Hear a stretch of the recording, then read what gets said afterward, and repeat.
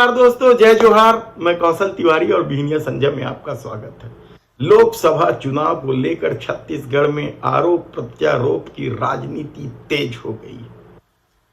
महालक्ष्मी नारी न्याय योजना को लेकर क्या भाजपा के सीने में सांप लौटने लगा है और इसके खिलाफ अनाप शनाप बयान देना शुरू हो गया है। दरअसल कांग्रेस ने बड़ी तैयारी कर ली है। छत्तीसगढ़ के सभी 11 सीटों में महालक्ष्मी नारी न्याय योजना के तहत जो साल में 1 लाख रुपए दिए जाने की गारंटी दी है राहुल गांधी ने, उसे लेकर फॉर्म भराया जा रहा है हर लोकसभा क्षेत्रों में, हर ब्लॉक में। और कहा तो यहां तक जा रहा है कि बाजी पलट चुकी है। लेकिन आज हम बात करेंगे दूसरे चरण में होने वाले उन 3 सीटों में से एक सीट महासमुंद की। महासमुंद कभी विद्याचरण शुक्ल का गढ़ माना जाता था।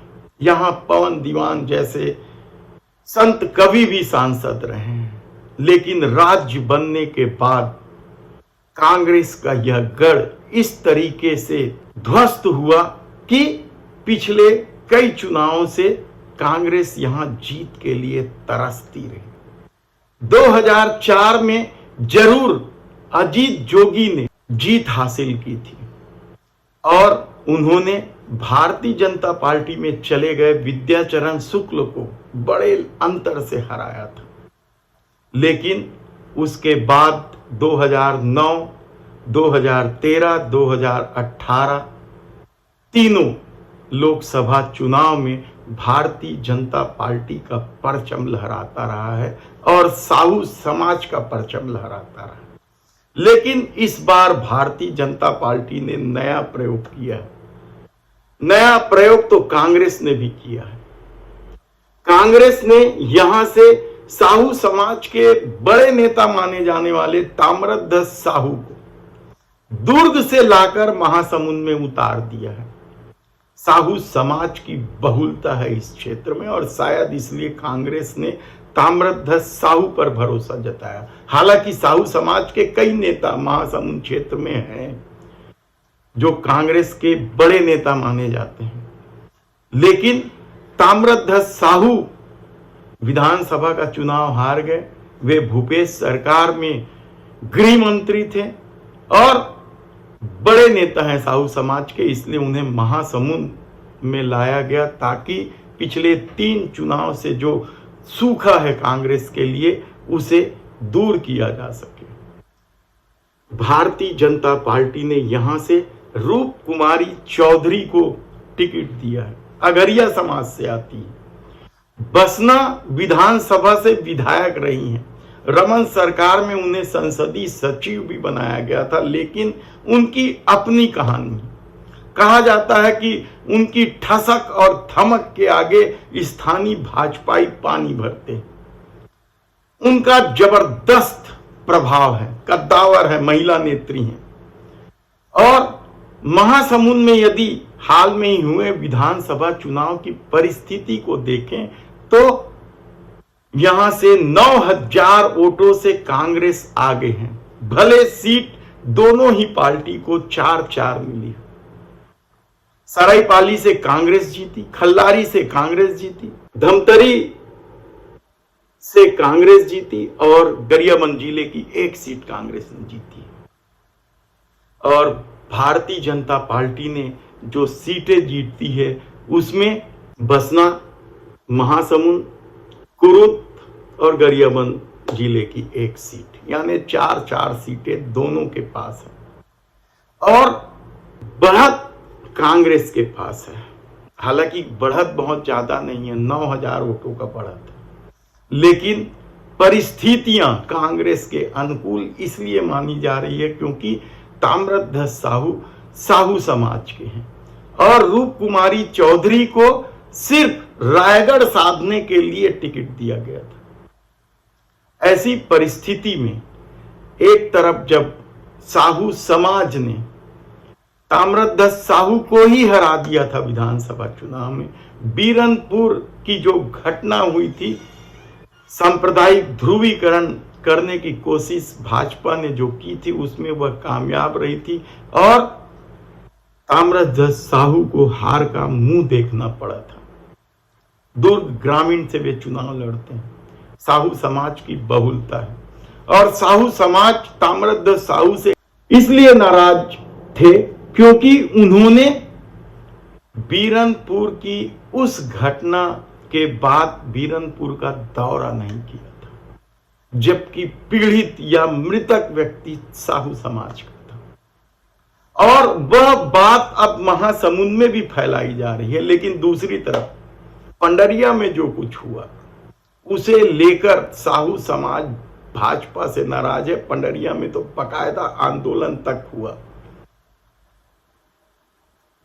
ऐसी परिस्थिति में आंदोलन की आग क्या महासमुंद तक पहुंच गई है, कहना कठिन है। हालांकि लोग कह रहे हैं कि साहू मतदाता जो है वो ताम्रध्वज साहू की तरफ झुके हुए, लेकिन भाजपा को विश्वास है कि साहू समाज विधानसभा चुनाव की तरह इस बार भी उनका साथ देंगे और भाजपा से जुड़े दिग्गज साहू समाज के नेता जो सांसद भी रहे, विधायक भी रहे, सब लगे हुए हैं रूप कुमारी चौधरी को जिताने के लिए। लेकिन साहू समाज बेहद नाराज है। हमने साहू समाज के बड़े नेता मेहतर लाल साहू के पुत्र शंकर लाल साहू से बात की तो उन्होंने सीधे सीधे कहा कि भारतीय जनता पार्टी हमेशा ही साहू समाज का अपमान करते रही है। उन्होंने पुराने मामले भी खोले। उन्होंने क्या कुछ कहा, पहले सुन लीजिए। भारतीय जनता पार्टी के लोग हमेशा साहू समाज को एक मोहरा बना लिया है और हमेशा अपमानित करता है। अभी लोकसभा का चुनाव चल रहा है, अभी भारतीय जनता पार्टी वाले को जरूर हम लोग जवाब देंगे और मजा चखाएंगे।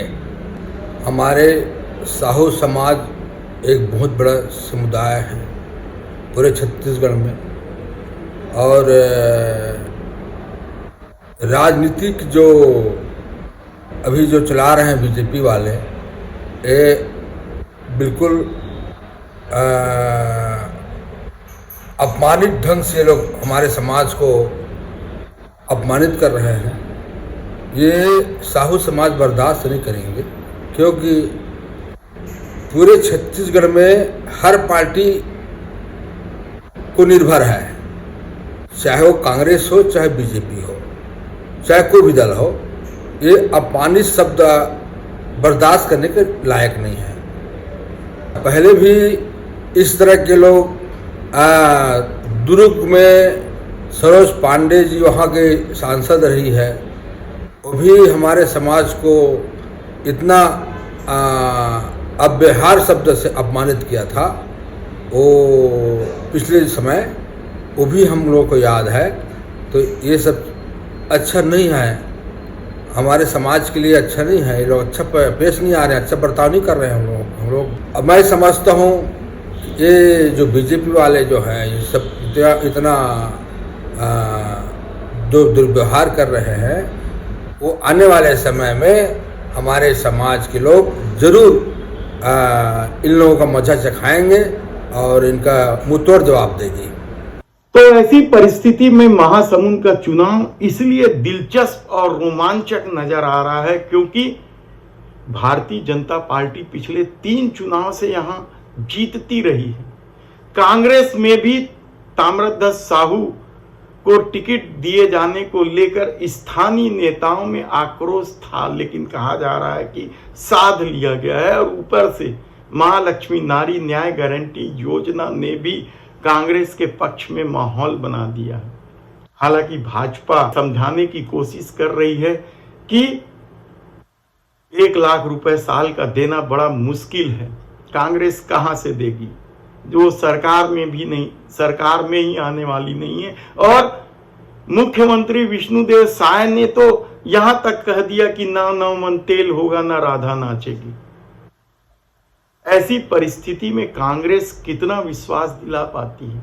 और गुटों में बटा हुआ है महासमुंद में साहू समाज। 3 तरह के गुट है। एक जो सीधे सीधे समाज के नेता ताम्रध्वज साहू के साथ खड़े हैं, तो दूसरा गुट वह है जो अभी भी बुरहानपुर की घटना को लेकर नाराज है, और तीसरा गुट जो भारतीय जनता पार्टी का गुट है, वह ताम्रध्वज साहू के खिलाफ क्या अपने समाज के लोगों को समझा पाएंगे, देखना होगा। लेकिन एक बात तो तय है कि ताम्रध्वज साहू ने राजनीति को अपने अनुकूल साध लिया है, और भाजपा के लिए यह गढ़ बचाना बेहद मुश्किल नजर आ रहा है।